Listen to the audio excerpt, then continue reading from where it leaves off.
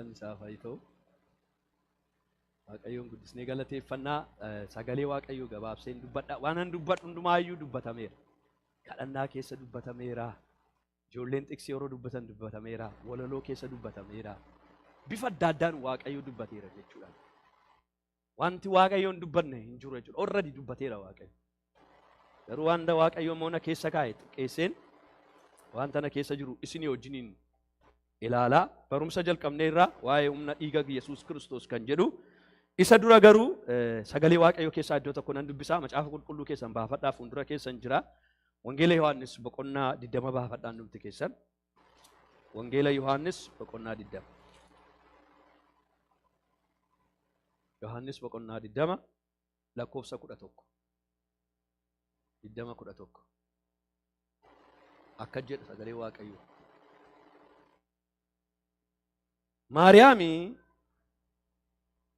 Maariyaami haala hawwaala bukkee dhaabbattee hin boossi turte. Maariyaam haala hawwaala bukkee dhaabbattee hin boossi turte. Isheen bo'aa gadi jettee awwaalicha keessa ilaalte. Maal jedha? Isheen bo'aa gadi jettee awwaalicha keessa ilaalte. Ergamaan Waaqayyoo lama immoo uffata adii uffatanii iddoo Yesuus kaa'ame ture.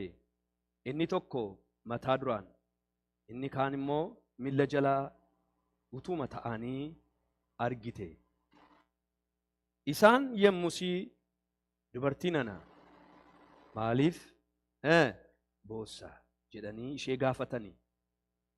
Isheen immoo gooftaa koo fudhataniiru. Anis iddoo isa kaa'an hin beeku jettee isaaniif deebifte. Kana jechuu yemmuu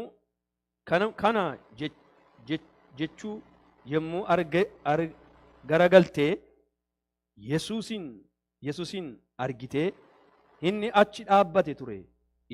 Isheen garuu Yesuus ta'uusaa maal hin taane hin barre.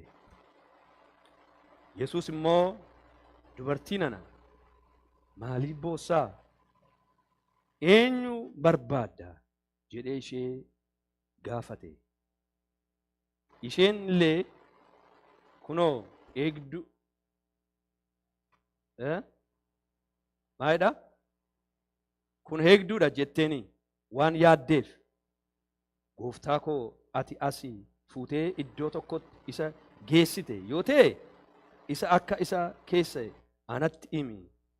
Ani dhaqee isa nan fida ittiin jetteeni. Yemmus lakkoofsa 16. Yemmus Iyyasuus Maariyaam isheedhaan jedhee isheen immoo gara isaatti galagaltee afaan Ibrooxaatiin Rabii ittiin jette. Kana jechuun maal jechuudha? Barsiisaa jechuudha. Asirratti naaf. Iddoo kanatti maal arginaa? Maariyaamtu ala dhaabattee boossi turte. Maaliif boossi? Iyyasuus Kiristoos isheen abdattu Iyyasuus Kiristoos isheen beektu jaalallee ishee kan ta'e ija ishee kan isheen irra godhatteetu abdii guddaadhaan nama isheen eeggachaa turte tokkotu jalaa du'eera. Inni jalqabaa jalaa du'ee ture. Kana beekti.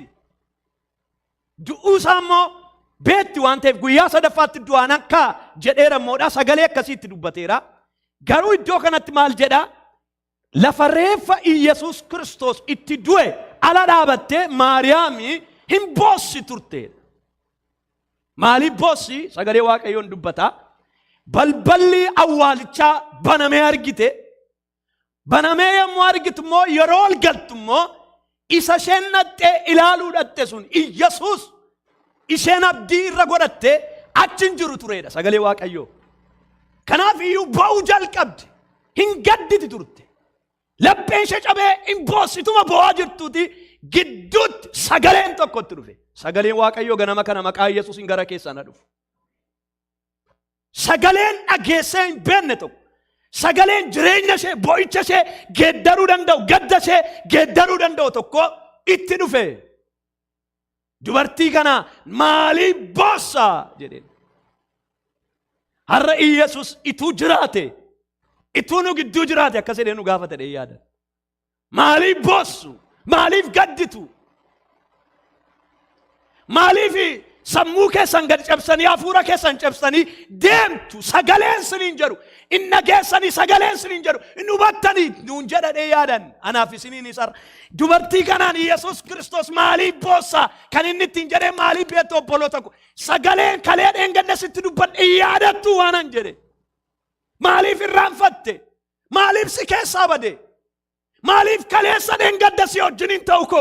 Kaleessa dheengadda si dabarsuu ko? Kaleessa dheengadda harka si qabu ko? Kaleessa dheengadda si gargaaruu ko? Kaleessa dheengadda dinqii gochuu ko? Kaleessa dheengadda Alaazaariin du'aa kaasuu ko? Kaleessa dheengadda dubartii waggaa 12 dhiigi ishee dhangalee fayyisuun ko? Kaleessa dheengadda namicha waggaa 38 qarqara bishaanii ciise kaasuun ko? Siin hubattu ati hin galtu ati siin jedhe.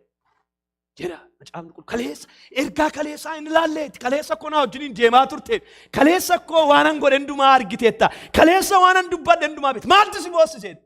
Har'a akkas nuun jedhan Waaqayyotu nu gidduu jiraate. Maaltu si boossisa?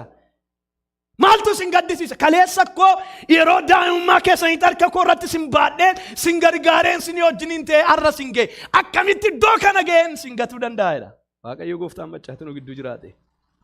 Nuun garuu kaleessaan boonyaa irra. Namni baay'een kaleessa irraanfatee eengadda irraanfatee wanta amma argaa jiruun bu'a. Maqaa Yesuus Kiristoosiin kaleessa gargaaruu Waaqayyotti Waaqayyo nu haa deebisu. Nu haa deebisu saba Waaqayyo.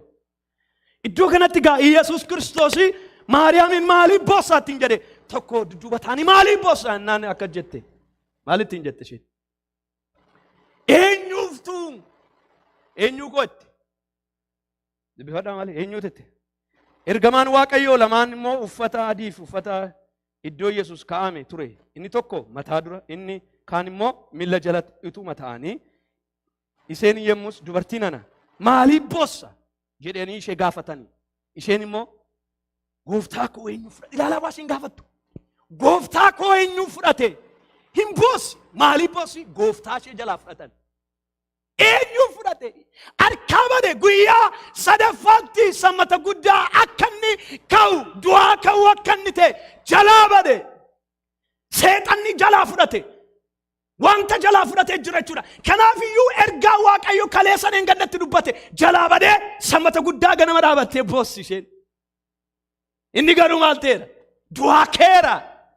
Inni garuu achi hin jiru. Inni garuu akkuma dubbate du'a galagalchee akkuma dubbate hirree du'aa cabsee keera. Hallelujah. Nuun isa du'ee waaqeffanna miti. Isa jiraataa ta'e waaqeffanna. Ameen jedhaa boo. Sagalee Waaqayyo maal jedhee Luqaas 14:24 irratti isa jiraataa maaliif jedha? Warra maalii keessaa? Warra du'an keessaa barbaaddu. Inni jiraataa ta'e Yesuus keessa jiraarra. Ameen jedhame. Inni jiraataa ta'e inni du'uun beenne. Inni garuu du'arratti aboo qabu. Yesuus ilmi Waaqayyo eessa jira? Na keessa jira. Isin keessa jira. Ameen. Gaafiin koo warra maalii boonyaree nuun? Maalii boonyetu Yesuus Kiristoos du'aa ka'uu qaba jennu? Maalii boonyetu Yesuus Kiristoos du'aa ka'eera jennee uffata akkasii uffata aadaa uffannee bareennee miidhannee waldaa dhufnu maaliif boonya? Maaliif kompleenii goona? Maaliif beektoo obboloota sagalee Waaqayyoo irraanfanna yeroo hundumaa? Sagalee Waaqayyoo nurratti guyyaa guyyaan facaasu, sagalee Waaqayyoo guyyaa guyyaan nurratti dubbatu inni irraanfanna hin ganna. Jireenya keenya wajjiniin maaliin goone ol keessa nyaachisne waan ta'eef wanta Waaqayyoo nutti dubbatu yeroo hundumaa ofirraatii irraanfanna. Maariyaam irratti kan ta'e kana. Inni irraanfata namni waan baay'ee. Waggaa darbee irraanfanneera baay'een keenya. Akkatti Waaqayyoo keessa nu dabarse. Akkatti Waaqayyoo keessa nu wajjiniin ta'e nu dabarse irraanfanneerra. Kanaaf namni du'aa ka'uu Yesuus Kiristoos arra yeroo kabajannu obboloota Waaqayyo gooftaan maccaa isa kaleessa jedhe sana akka yaadannu barbaada. Iddoo kanatti akka jedhu. Hin irraanfatteedha. Isa duwwaa miti kan na dhibu kiyaa. Yesuus Kiristoosii fuuldura ishee dhaabbatee hin wallaalte isheen. Yesuus akka ta'e fuuldura ishee kan dhaabbatee jirtu hin wallaalte. Maaliif akka ishee wallaalte beektu? Maal irraanfatte ammas? ergaa waaqayyoo itti dubbatte irraanfatte. Rakkinni keenya inni guddaan maaliif akka boonyu beektu isa waaqayyoo nuun jedhe wangeela irratti irraanfachuu dandeenya. Kana yaadattanii naan obboloota koo jireenya boo'ichaa miti kan nu waaminu. Du'aa ka'uu jechuun jireenya boo'ichaa miti jireenya moo'ichaati. Boo'ichaatu hin ta'e jireenya moo'ichaati. Du'aa ka'uu jechuun obboloota koo jireenya boo'ichaa miti jireenya gaddaatu hin jenne jireenya moo'ichaa jiraachuu jechuudha.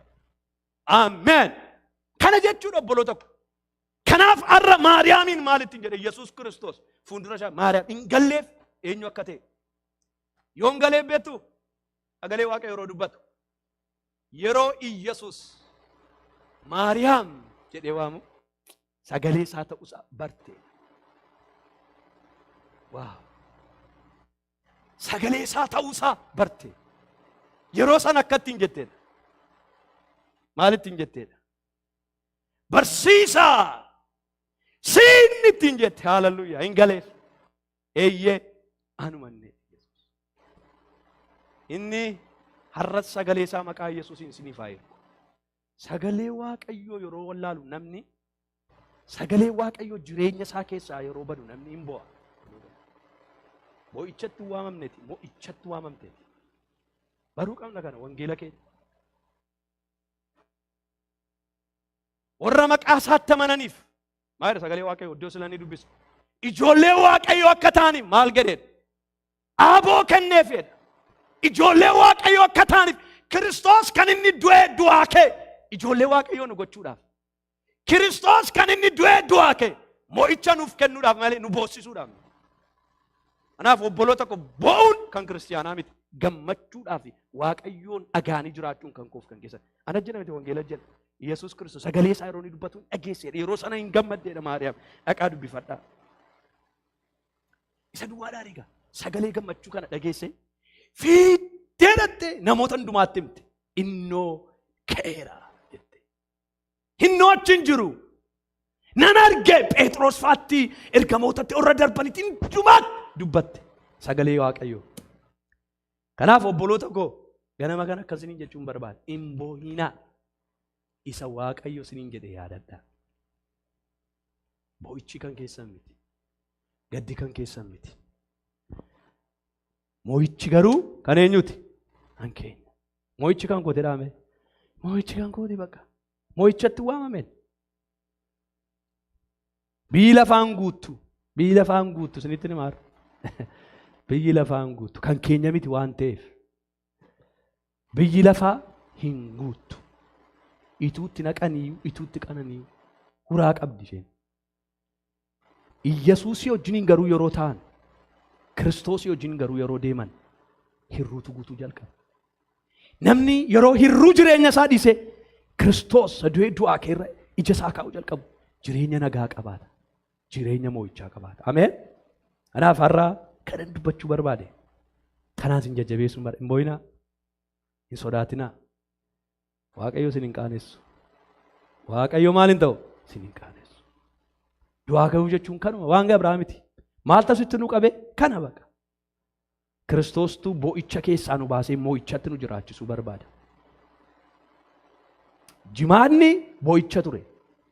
Samaduraani boo'icha ture. Samata guddaan galgala garuu moo'icha. Samata guddaan ganama garuu moo'icha. Sagalee moo'ichaa duwwaa, faarfannaa moo'ichaa duwwaa, ilillee duwwaa. Waa'ee Kiristoos moo'ee keera waan ta'eef. Kiristoos dhagaa sana galagalcheera waan ta'eef. Kiristoos Si'ool keessaa nu baaseera ta'e. Kanaaf iyyuu obboloota koo boo'ichi kan keenya miti, kan keenya maayin moo'icha. Ishee kana hin irraanfatina. Kan koof kan keessan boo'ichatu hin ta'in, kan koof kan keessan moo'icha. Yesuus Kiristoos boo'icha ishee gara moo'ichaatti geeddare. Maariyaamiin. Boo'icha ishee gadda ishee gadi cabuu ishee abdii kutannaa ishee fuudhee moo'ichatti geeddare. Arras gadda keessaniif gadi ba'uu keessan maqaa Yesuus Kiristoosiin moo'ichatti isiniif geeddaru. Ilmi Waaqayyoo isiniif geeddaru. Ameen. Kanaaf hafuuruma kanaan taanee barumsa keenyatti deebinaa. Galanni Waaqayyoof haa ta'u. Waan lama duwwaan dubbadheeni fixa. Barumsa keenya irraa ta'e yoo beembeerre. torban darbee wanta afur wanta sadi dubbadheen fixee waa'ee humna dhiiga Yesuus Kiristoos irrattiin dubbadhe jechuudha. Dhiigi Yesuus Kiristoos maal godhaa jennee torban darbee dubbannee dhiiga Kiristoos Yesuusiin namni tokko yeroo humna dhiiga Yesuus Kiristoos jireenya isaatti hubatu Yesuus du'uu isaatiin dhiiga isaa dhangalaasuu isaatiin maal nu godhee jennee inni jalqaba furii cubbuu nuuf kennetti jenneerra. Inni lammaffaan immoo dhiigi Yesuus Kiristoos du'uu gooftaa Yesuusiin Waaqayyo wajjin tokkummaa qabaanne jenneerra. Du'aa ka'uu gooftaa Yesuus Kiristoosiin dhiigi Yesuus Kiristoos Waaqaaf nama gidduutti nagaa buuse jenneerra. Inni arfaffaan inni irratti dubbadhu Yesuus du'uu isaatiin du'ee du'aa ka'uu isaatiin dhiiga isaa dhangalaasuu isaatiin maal jedha sirraati? Dhiigi Yesuus maal godhe? Dubbisaa meenaa wajjin maal jedha? Hojii seexanaa maal godhe? Aboo nuuf kenneera. Galanni ulfinni Waaqayyoof haa ta'u. Kiristoos Yesuus du'ee du'aa ka'uu isaanii fannoo jechuun seexana irratti aboo qabaachuu jechuudha. Kiristoos du'ee du'aa ka'uu isaatiin dhiiga isaa dhangalaasuu isaatiin hojii seexanaa irratti moo'icha akka qabaannu aboo akka qabaannuu fi maaliif beektu obboloota Waaqayyo gooftaan maccaa Addaamiif Yohaaniin keessumaa akkanatti hin jedhe. Inni si keessaa ba'u mataa jawwichaa maal godhaa jedhe? Hin dhidhiitaa jedhe Waaqayyo akka jedhee dubbateera. Ilaa inni si keessaa ba'u jechuun ilaalaa gaa Yohaanitti yeroo dubbate Addaamiif Yohaanitti waggaa meeqa keessa Kiristoos immoo Maariyaam keessaan dhufee dhalateetu diina keenya isa ta'e seexana isa ta'e isa Eden Gannat keessaa nu baase. Isa yaada Waaqayyoo keessaa nu baase, isa tokkummaa Waaqayyoo keessaa nu baase, isa nagaa keenya nyaate sana irratti maal nu godhee anaaf isiniif irraa Waaqayyo gooftaan aboo nu kenne. Ameen. Fannoon Yesuus diina irratti aboo nuuf kenneera. Nama tokko lamaaf laate miti. Hunduma keenyaaf laatame. Akka jedha sagalee Waaqayyoo. Maal jedha? Yohaannis itti bu'ee. Ila akka jedha. Yohaannis boqonnaa tokko lakkoofsa 33 seexanni jalqabee cubbuu waan hojjeteef laala seexanni jalqabuma Eden Gannat keessatti nama waan nama ila ofiisaaf cubbuu hojjeteera waaqarraa darbatameera. Isa duwwaatu ta'in Eden Gannat keessattis nama moo cubbuu hojjechiiseera. Kanaaf jedhe cubbuu waan hojjeteef namni cubbuu hojjete kan maaliitiidha? Kan seexanaati. Gartaniitu namni cubbuu hojjetu hundumtu namni Waaqayyo ala jiru hundumtu namni Kiristoosiin fudhatee hin fayyine hundumtu akka dubbii sagalee Waaqayyootti kan seexanaatiidha kan seexanaati jechuudha. Wangeela waan ta'eef waan tokko gochuu hin dandeenye. Kan seexanaatiidha. Garuu jedhan ilmi Waaqayyoo moo hojii seexanaa diiguudhaan maal ta'edha? Mul'ateedha. Kiristoos kan inni dhufee mul'ateef obboloota koo hojii seexanaa diiguudhaaf fannoon lafa Yesuus itti hojii seexanaa diigeedha. Ameen hin jettanii maaloo? Akkan jedhe fannoon nuun har'a kabajannu kun qaraaniyoon nuun har'a kabajannu kun du'aa ka'uun nuun har'a kabajannu kun lafatti Yesuus seexana hojii isaa diigeedha. Haleluuyaa. Diiguudhumaa moo miti seexana irratti aboo nuuf kenneedha. Aboo qabdatti seexana irratti. Mootii akkati jiraattuuf Kiristoos moo'eera waan ta'eef galanni ulfinni Waaqayyoof haa ta'u. Xiqsiin itti aanu maalidha? Laala isa kana mul'ata Yohaannis boqonnaa 12 mul'ata Yohaannis akka dubbifadhaa isa taanu naaf ilmee yoo baako lakkeedha. Ila maalidha? Fannoo sana irratti Kiristoos warra qilleensa irratti gooftummaa qaban. Laala fannoo sana irratti Kiristoos qilleensa laala fannoo sana irratti Kiristoos warra qilleensa irratti gooftummaa qabaniif humna qaban harka duwwaa maal ta'e hambiseera.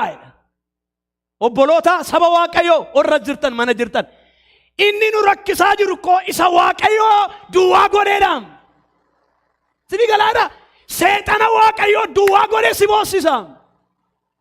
Akka boossee jiraattuuf Waaqayyo fannoo irratti seexana duwwaa godhe. Haleluuyaa. Wangeela jedha namiti. Maal jedha?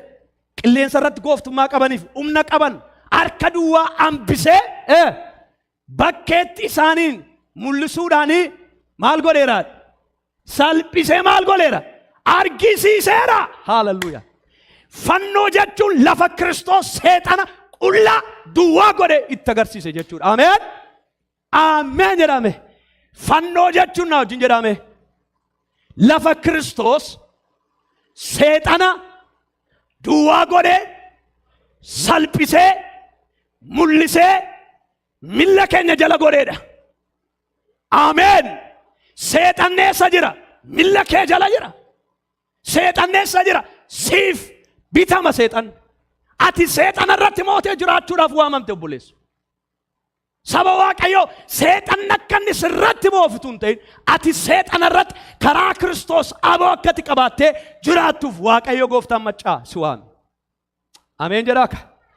Kana gaa wangeela jechuun fannoo jechuun kana qaraanii jechuun kana malee seexanni nu boossisaa itee Yesuus na kee jira tanaan ko seexana irratti akka naboo qabaadhu biyya lafaa irratti akka naboo qabaadhu Waaqayyo na waame. Kana kan si keessa jiru. Hallelujah. Galani gooftaa faayitoo. Inni shanaffaan maal jedha? Ayikoorti shaakuu Waaqayyo si eebbisu. Ameen jettee daftee fudhatte muudha. Maaliif shema duwwaatu dubbisaa? Shema duwwaan nagaa. Mii dubbisaa mee? Dhiigi Yesuus jedhame. Ameen. Dhiigi Yesuus maal godha? Cubburraa maal si godheera? Si qulleesseera. You are free. Yesuus Kiristoos cubbuun akkasin kasasne seexan akkasin dhiiga Yesuusin cubbuu keerraa maal taateeta? Qulloofteetta. Wangeelli akka jedha. Maal jedha xiqsiinchi? Lakkeedha. Cubbuu keenya yoo isatti manne inni amanamaadhaaf qajeelaa waan ta'eef cubbuu keenya nuuf maal ta'a? Hin dhiisa. Eeshi achi yoo jallina keenya hundumaatti maal nu godha? Nu qulleessa. Agartaniitu fannoo jechuun lafa nuun itti cubbuu keenya irraa qulloofnee uffata haaraa nama haaraa taane jechuudha. Ameen jetta. Waan haasaa jiru kun ukkoo wanta guddaadha. Lafatti cubbuun kee si xureessee ture saba Waaqayyoo Addaam irraa cubbuudhaan xurooftee Waaqayyoo irraa adda baatee yerootti turte. Kiristoos du'ee du'aa ka'uudhaan qaraaniyoo irratti cubbuu irraa si qulleessee you are free siin jedhe. Hallelujaa. Ameen jedhame. Ati nama idaan sirra jiru miti. Idaan kee beera. Idaan cubbuu Yesuus fannoo irratti sii baaseera. Idaa baastu hin qabdu. Waan kaffaltu hin qabdu. Kiristoos si du'eera. Ameen. Waaw. Ameen jedhame. Mee Galaatiyaa boqonnaa 6 natti fakkaata. Galaatiyaa boqonnaa 6. Waan akkana jedhu mee baafadhaa. Ishee asirra hin jiru keessa dhufeennan isin dubbisa. Galaatiyaa boqonnaa 6 mee baafadhaa. Asirra hin jiru garuu boqonnaa 5 akka jedha. Birmadummaatti akka nuyi jiraannuudhaaf Kiristoos maal nu godheera? Birmadummaa nu baase. Ilaala. Fannoo jechuun lafatti cubburraa maal taateedha? Birmadummaa baateedha jechuudha. Birmadummaa beektu?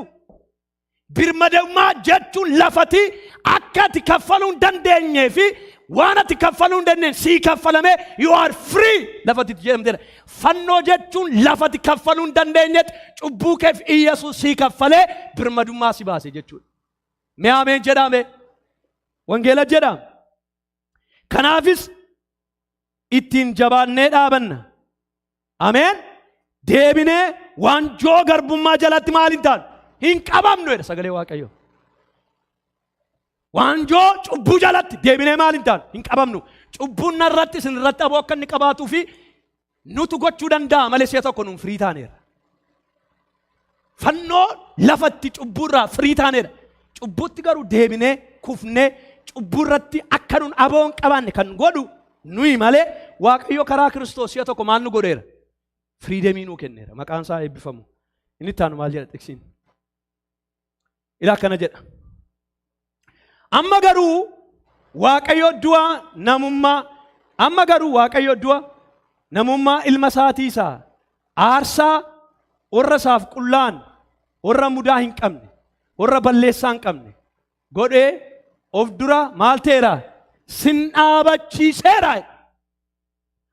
Amma garuu yoom gaafa Yesus du'ee du'aa ka'e Waaqayyoo jedhan sagalee Waaqayyoo maal jedha Waaqayyoo namummaa ilma isaatiin isin haaressee waaw lafa nuun itti haaromnedha.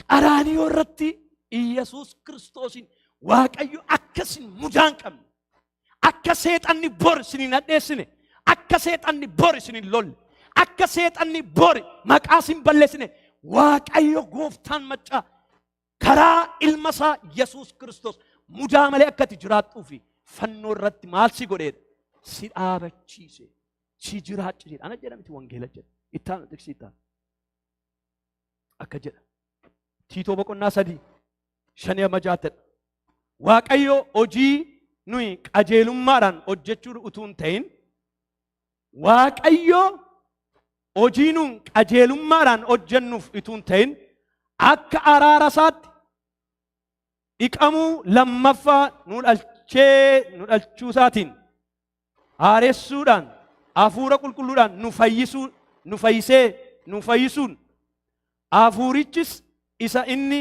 karaa Kiristoos karaa Iyesuus Kiristoos fayyisuu keenya arjummaadhaan nurratti dhangalaaseedhaanidha sagalee Waaqayyo.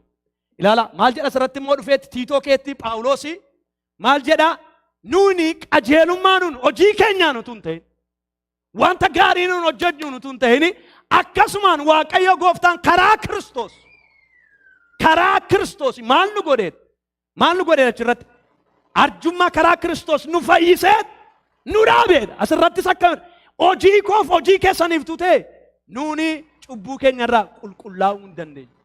Garuu Kiristoos fannoo irratti ba'ee du'ee du'aa ka'uu isaatiin nama haaraa taane jechuudha. Ameen.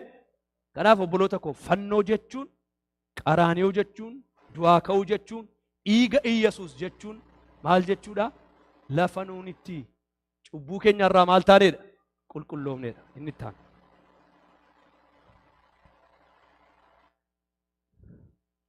Maal jedha? Lafa nuun maal taanedha? Dhiigi Iyesuus humna nama maal godhu? Nama qajeelchuu qaba. Qajeelummaa beektu. Fannoon lafa nuun dhiigi Iyesuus kan inni dhangala'e. Fannoof dhiiga Iyesuus yeroo naasa ol keessa jira. Daraasiniif agalu wangeelli kun. Maal jedha teksiisaa itti aanu yookaan? Roomee boqonnaa achi booda. Maal jedha? Kanaafis amma nuyi dhiiga isaa dhangaleen qajeelota erga taane laala. Kanaafis amma nuyi dhiiga isaa dhangaleen qajeelota erga taane ammam caalaattis isumaan immoo dheekkamsa Waaqayyoo jalaa ooluudhaaf jirraa'edha. Wangeelaan dhiiga Yesuusin edda maal taane qajeelota edda taane qajeelummaa edda argateeti dheekkamsa Waaqayyoo jalaan jirtu jechuudha mati. Eloo dheekkamsa Waaqayyoo jalaan jirtu. Dhiigi Yesuus dheekkamsa Waaqayyoo jalaa si baaseera. Deebitee dheekkamsa Waaqayyoo jala of hin gashin. Seexanatti dheekkamsa Waaqayyoo jalaan jedhattee hin dubbatin. You are already free. Maaliif deeminee nuun ikkoo ani micaa abaarsaati, ani intala abaarsaati, abbaan koo abaarsa qaba, haadhi koo no! Ati Yesuusitti amantee fayyiteennaan si'a tokko abaarsarraa firii taateedha. Ana jedha miti wangeela ameen jedhe. Maal hin jedhu? Wangeelli akkasiin jennaan isatu wangeelli siin jedhuudhaati. Isa wangeelli siin jedhuudha malee isa sistemiidhaaf saadaan siin jedhu miti ati. Abaarsa jalan jirtu taanaan abaarsa jalan jirtu jechuudha. Si of gashuu danda'a malee Waaqayyo karaa Kiristoos si'a tokko si baaseera. Ameen. Iksitaan. Akkeedhaan. Phexros isa dura 2:4. Nuyi cubbuu jalaa duunee qajeelummaadhaaf akka jiraannuuf nuyi cubbuu jalaa duunee qajeelummaaf akka jiraannuuf inni ofiisaa cubbuu keenya nannasaatti baatee fannoo irratti maal ta'e ol ba'e. Ilaalaa obboloota koo maaloo Kiristoos nun qajeelummaatti akka jiraannuuf inni cubbuu kee saba Waaqayyoo ati baachuu hin dandeenye baatee Golgootaatti ol ba'e. Golgootaatti ol ba'e Iyesuus maal si godhe achii booda madaa'uu isaatiin maal taatin isin maal taatanitu fayyifamtaniittu. Eloo madaa Yesuusin fayyiteettati. Ameen jedhiyaa. Madaa Yesuus Kiristoosin fayyina argatteettati. Fayyina fuuraa fayyina foonii qabdati. Madaa'uu Yesuusin fannoo irratti Yesuus ba'aa kee cubbuu kee baatee ol ba'uusaan ati koo qajeelummaa argatteetta. Galanni Waaqayyoof haa ta'u. Waaw ittaana. Yoo okay. Ila ishee kanan dubbise Galaatiyaa dubbiseen fita. Galaatiyaa ishee dhumaa Waaqayyo si haa eebbisu. Laakiin egaa si'achi Kiristoos ana keessa jiraatu malee anatu jiraata miti jedha. Phaawulos dubbata kana immoo egaa jedha. Egaa si'achi jedha. Egaa si'achi Kiristoos ana keessa jiraata malee anatu jiraata miti. Jireenyi ani amma fooniin jiraadhu immoo ilma Waaqayyoo sana jaallate ofiisaa dabarsee anaaf kennetti amanuudhaan maal ta'a? Nan jiraadhaa jedha. Kana booda ana jiraata miti. Qajeelummaan argadhe ana miti. Garuu jedha. Iyesuus isa na keessa jiraatu. Iyesuus na kee jira dhaame. Kiristoos edda si keessa jiraate ati nama qajeelaadha. Wangeela jedha. Wangeela jedha. Ani jedha. Ayyaana Waaqayyoo gatii hin dhabsiisu jedha. Ishii namni qajeelaa ta'e lakkaamu seeraan utuu hin ta'in namni qajeelaa ta'e kan inni lakkaamu seera eeguudhaan utuu hin ta'in maaliin jedha? Yookaanis Kiristoosin akkasumaan du'aa ka'uudhaan. Bolo tokko seera eeguudhaan wanta nuun har'a goonu wantoota baay'ee qajeelaa nama biratti fakkaachuudhaan Waaqayyo biratti hundumtu gatii hin qabu. Waaqayyo si'a tokko karaa Kiristoos qajeelota nu godheera. Ati qajeelaadha. Qajeelummaa Waaqayyo keessa jiraadhu. Si'a tokko qajeelummaa Yesuus taateetta waan ta'eef. Ameen. Isatti aanu. Har'a fixuun qaba kanaaf dhiifama guddaa. Itti aanu maalidha? Dhiigi Yesuus fayyina maalii nu kenne? Dhiigi Yesuus fayyina foonii akka qabaannu nu godheera. Fayyina foonii physical healing isa jedhamu jechuudha. Spiritual healing dubbachaa ture mamaatti isa afuuraan fayyineedha. Amma immoo ila physical isa argamu jechuudhaan fakkeenyaaf dhukkubarraa, sukkaararraa, naafni, jaamaan, duudaan yeroo kan hundumaa dhiigi Yesuus du'aa ka'uu gooftaa Yesuusiin kuni nu laatameera. Jedha sagalee Waaqayyoo. Wangeela gaa wangeelli afuura duwwaatti fayyine tun ta'in foonitti iyyuu fayyineera jechuudha. Ameen. Jedha sagalee Waaqayyoo waa'ee kana. Ilaakeedha. Inni garuu dhugumaan dhiphina keenyaaf irra kaa'ame.